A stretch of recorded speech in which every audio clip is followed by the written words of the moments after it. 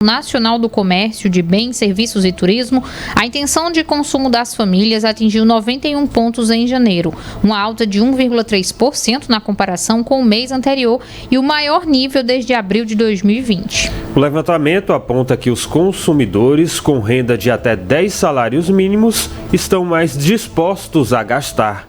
Para entender a importância do aumento desses fatores, a gente vai chamar, claro, Ana Rebeca Passos, que vai trazer todos esses assuntos aí para a gente. Muito bom dia para você, Ana.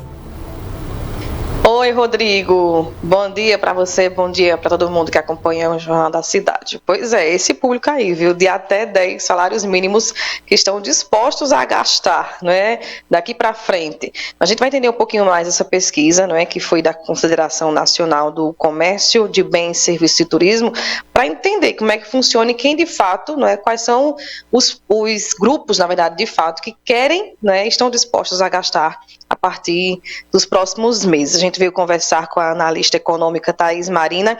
Thaís, até 10 salários mínimos, esse grupo está disposto, não é? Por que a partir dos próximos meses? Bom dia. Bom dia, Ana, tudo bem? Bom dia a todos os ouvintes. Então, de fato, a gente teve um aumento aí no ICF em janeiro. E para quem está ouvindo entender melhor, esse indicador ele mede a percepção das famílias sobre questões financeiras, incluindo a perspectiva de consumo.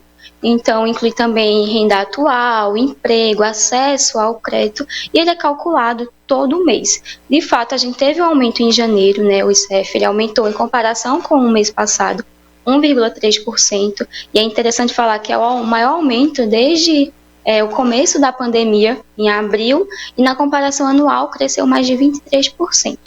É importante destacar que o ICF ele mede 2 níveis de grupos, aqueles que ganham até 10 salários, como você me falou, e aqueles que ganham acima de 10 salários mínimos. O indicador ele foi puxado para cima devido às famílias que ganham até 10 salários mínimos. Por quê? Porque elas estão mais otimistas, mais confiantes de que haverá uma melhora nas condições de consumo nos próximos meses.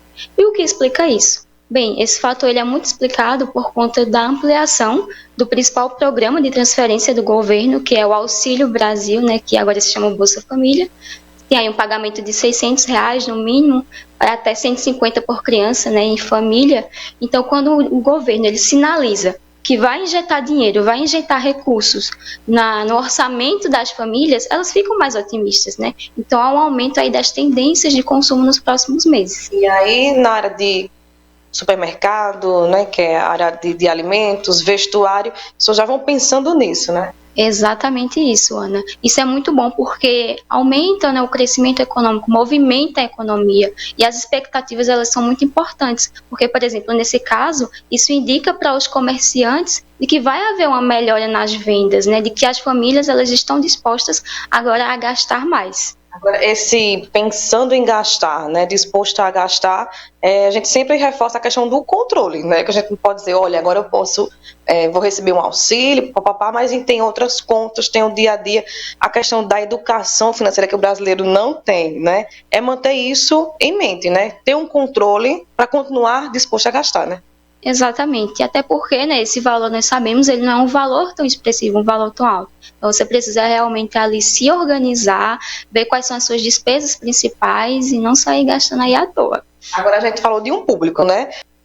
Que aqueles que ganham acima de 10 salários mínimos, esse aí talvez não esteja tão disposto a gastar. Por quê?